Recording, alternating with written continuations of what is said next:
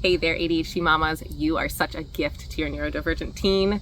Just imagine the benefits that they are going to reap from you supporting them at this age in life, rather than growing up and finding out later in life that they have ADHD.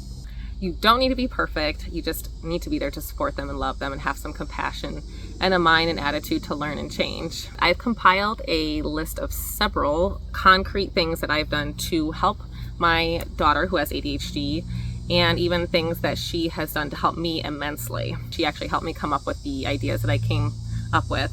Some of them are concrete physical things that I've done. Other things are more like mental shifts that I've made or that I've helped her make while she's growing and progressing in life. Having a family that loves each other, that just wants to see each other thrive, is a beautiful gift from God. So do not discount how beautiful your family is, even though maybe it seems like you're a complete mess some days. So let's jump right into these. First, I'm going to give you a little bit of background. I am a mom of 3 girls, and my daughter, who came up with the ideas for today, she is 16 and she is the middle child of 3, so my youngest is 2 years old. She and I were both diagnosed with ADHD about a year ago, and she's been on medication and we've had some success with it, but it's not something that we found that she can really rely on for her day-to-day well-being. Also, we don't really have the funds to pay for like weekly therapy sessions for us, so our family has kind of come around each other and done a bunch of different things to help all of us to grow and understand our ADHD. And my husband has ADHD as well, even though it's undiagnosed. So let's go ahead and get started. I want to start out with just a couple of mental shifts that I've made, and I feel like these are probably the most important because they really pave the way for all the other things to come into play. The first shift that I made was more or less, instead of working against my daughter or trying to solve her problems or solve how she does stuff, I try to see it more as her and I are working together to figure out how we can grow and progress into adulthood. Basically, it just helped me realize that she needed support to see and to guide her, really put in place things that will help her in the areas that she is weaker and really upplay her strengths. Another really big mental shift that I made was realizing that there are going to be good days and there are going to be bad days, and I don't think that's ever going to change. So if I see my daughter just not really getting moving in the morning, not really able to get up and function and do what she's supposed to do for the day, I talk to her. I realize maybe she is either depressed, she may be sick, she gets headaches a lot, that she may need a rest day or 2 to just really completely decompress from whatever she may be thinking about. This goes along with a little bit of something that I do, which is a more concrete physical thing that I've done to help her with, which is when I do see her really struggling to get going in the morning, I do come alongside her and see if there's some little things that I can do for her to get her started. I mean, she just might need somebody to come, like, talk to her and encourage her and kind of talk her into, hey, we just have to get a couple little things done, or just try to get out of bed. I'll make you some breakfast, or I'll help you with whatever's like maybe bothering her. And a lot of times that will, help her get going and help shift her mindset.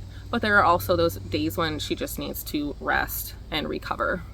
Another mental shift that I made is that progress is not going to be linear. It's not going to be day after day, one step at a time, a little graph chart going up and down. It's just like a lot of ups and downs. And if you don't realize that, it can be kind of disheartening, like, oh, I feel like we've come so far, and then something changes, but it's really not disheartening because things are changing and she is growing a lot. I have a couple things that are both mental and concrete physical things.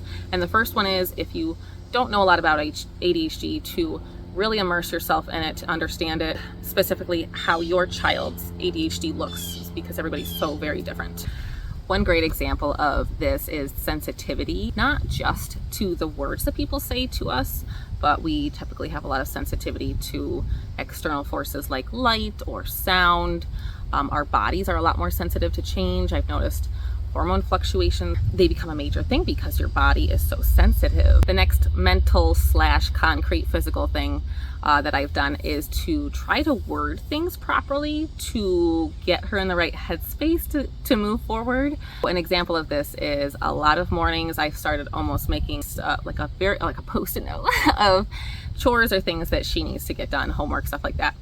And I try to write them up for her in the morning so she has a guideline of what she needs to accomplish. But sometimes I'll write things on there that are too big, so she won't even start it. For example, there was something that she said she would sew for me. She was going to sew me several cushions, these chair cushions.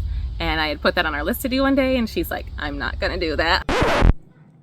And I'm like, what? You want to do it? And she's like, no, when you put it on the list like that, it's multiple cushions, it seems like a really big project. She's like, then it seems like a chore or something that I have to get done. So I've been trying to word things in a way, or allow her to work in a way where she can take a small chunk of time and work on something rather than having to do like a huge project all at once. The rest of these are going to be more concrete or physical things that I have done to help my teenager with her ADHD.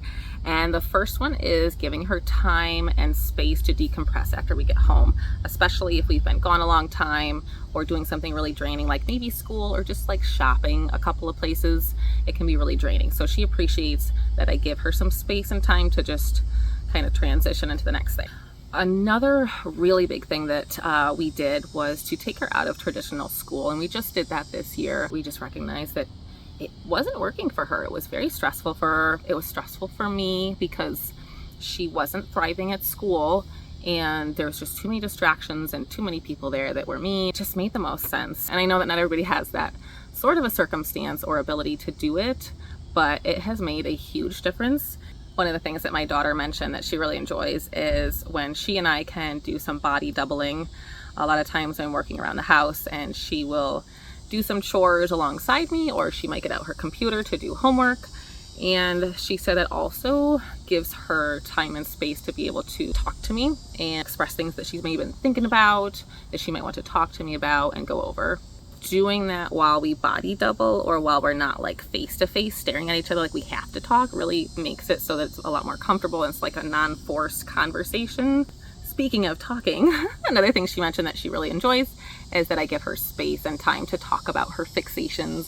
So like whatever show she seems to be watching, if she's doing a particular craft or hobby, if there's a book that she's reading or a series of books that she's reading that she really enjoys, I just let her talk about them and I listen to her, and she can kind of like get it all out rather than like holding it in and thinking about it.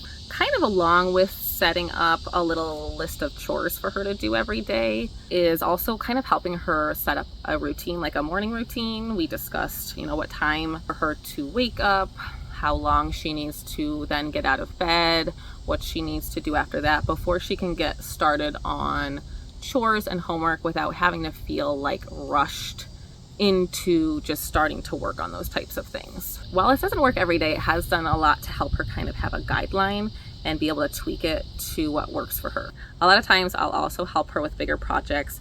For instance, her room, cleaning her room was getting to be a really big project and probably so overwhelming that she didn't want to start it. And so I, came in alongside her and I helped her. And then it got to a point where she was like, okay, I can clean it from here. Like, I want to organize things now. I feel a lot better about my space. But just coming alongside, if she looks really frustrated, maybe it's a project she has to do at school, trying to help her manage those and break them into smaller pieces instead of just being overwhelmed and shut down. Another one, and the last one, is recognizing when she kind of needs some help to get started and kind of reframing how she's thinking about her day. All right, and I wrote down 2 really big ways that my daughter has helped me specifically along this journey as well. And the first one is that she helped me realize that I have ADHD and most likely autism, though I am undiagnosed. That has made way for all of this, all of the ability for me to learn about it, be able to get medicated, be able to understand myself more, and therefore be able to help her and the rest of my family, and just to be able to be more compassionate and understanding about, everything that she's going through. Another huge way that she has helped me, and I'm sure it helps her too, but it's helped me immensely, I can't stress enough how much, is that she and I can sit down and discuss similar issues or similar things that we struggle with because of how we think and who we are, because we're very similar people.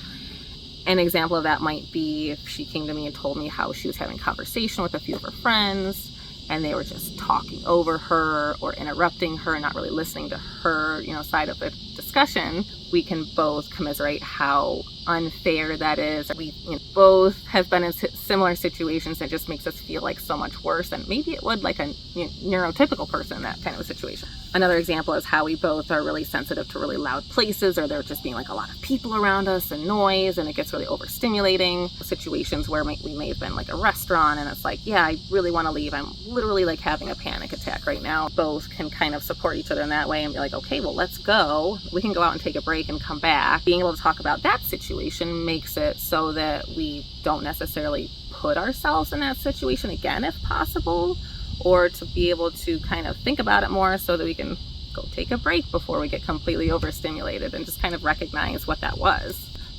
I hope some of these tactics will help you. I'm sure there's so many more good ones. I feel like a lot of times it can be very personal to your family or your child, and who they are in their situation. So I'd love to hear any tactics that you have in the comments, and share this video with somebody if you think it'll be useful. Please like it and subscribe if you got something out of it, and we'll see you next time. Bye.